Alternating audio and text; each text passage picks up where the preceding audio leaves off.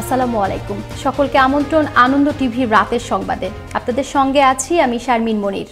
বরিশালে করোনা টিকা প্রদান কার্যক্রম সফল করতে ৫৪ জন প্রশিক্ষককে দুদিন ব্যাপী প্রশিক্ষণ দেওয়া হচ্ছে। প্রথম দফায় ২৭ জন প্রশিক্ষণ শুরু হয়েছে। শনিবার সকাল ১০টায় বরিশাল নগরের ব্রাউন কম্পারস্থ জেলার স্বাস্থ্য বিভাগীয় প্রশিক্ষণ কেন্দ্রের সভাকক্ষে এই কার্যক্রম শুরু হয়। শরীয়তপুরের জামুডা পৌরসভা নির্বাচনে মেয়র পদে আওয়ামী লীগের বিদ্রোহী প্রার্থী রেজাউল করিম রাজা সুইয়ালকে আওয়ামী লীগ থেকে বহিষ্কার করা হয়েছে। জামুডা উপজেলা আওয়ামী লীগ কার্যালয়ের সামনে সংবাদ সম্মেলনে তাকে বহিষ্কার করা হয়। পৌরসভা নির্বাচনে রেজাউল করিম রাজার স্বতন্ত্র প্রার্থী হিসাবে জগ প্রতীক নিয়ে প্রতিদ্বন্দ্বিতা করছেন। তিনি উপজেলা আওয়ামী লীগের যুগ্ম সাধারণ সম্পাদক। সংবাদ সম্মেলনে তাকে বহিষ্কারের খবরটি নিশ্চিত করেন জেলা আওয়ামী লীগের সাধারণ সম্পাদক অনল কুমার দে।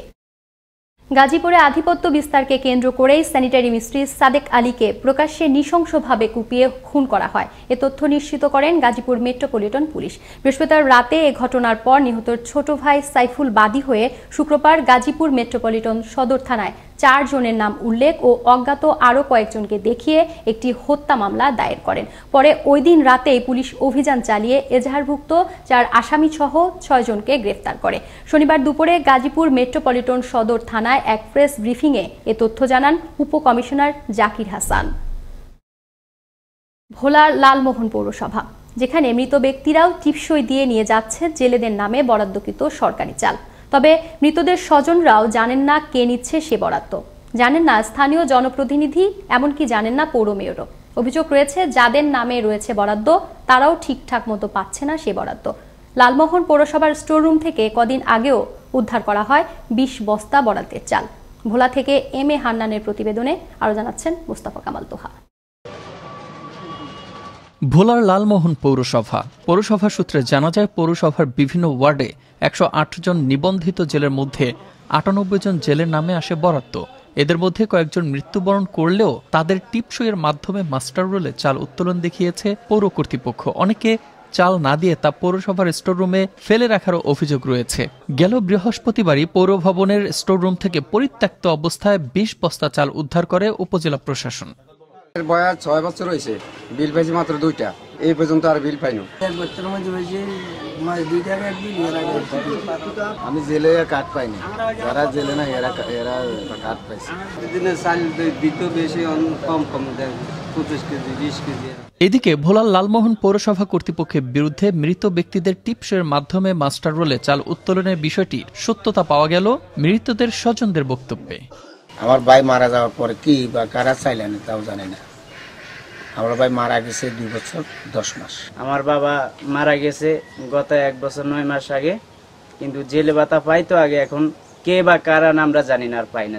তাহলে মৃত মানুষের নামে কে তুলছে বরাদ্দের এ চাল, এর উত্তর জানা নেই স্থানীয় কাউন্সিলরেরও। আমি নির্বাচিত হওয়ার পর আমার ওয়ার্ডে জেলে ভাতা কারা পাচ্ছে, কিভাবে পাচ্ছে তা আমার জানা নেই। পৌরসভার মেয়র আমাদেরকে অবগত করেননি এবং কোনো কর্মকর্তা কর্মচারী আমাদেরকে অবগত করেননি।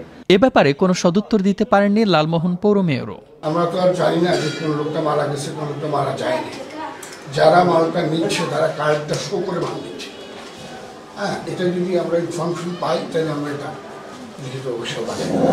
আমরা আসলে অনেক ক্ষেত্রে কার্ডধারী অসুস্থ বলে, সেক্ষেত্রে মালটা নিয়ে যায় বা নিয়ে যায়। ভোলার লালমোহনে মৃতদের নামেও তোলা হচ্ছে চাল। মৃতরা এসে নাকি আবার টিপসই দিয়েও যাচ্ছে, কিন্তু কে নিচ্ছে চাল সে বিষয়টি জানে না মৃতদের স্বজনেরা, জানেন না স্থানীয় কাউন্সিলর, এমনকি যে পৌর কর্তৃপক্ষের মাধ্যমে চাল দেয়া হচ্ছে তারাও জানেন না কিছুই। তাহলে কি ভোলার লালমোহনে ভৌতিক কিছু ঘটছে, নাকি বেরিয়ে আসবে শস্যের ভূত? এমন কোনো প্রশ্নের উত্তরই জানা নেই কারো। মুস্তাফা কামাল তোহা, আনন্দ টিভি, ন্যাশনাল ডেস্ক। ময়মনসিংহের গৌরীপুরে পৌরসভা নির্বাচন চলাকালে ২ টিভি সাংবাদিকের উপর হামলার প্রতিবাদে এবং হামলাকারীদের অবিলম্বে গ্রেফতারের দাবিতে মানববন্ধন কর্মসূচি পালন করলেন স্থানীয় সাংবাদিকবৃন্দ।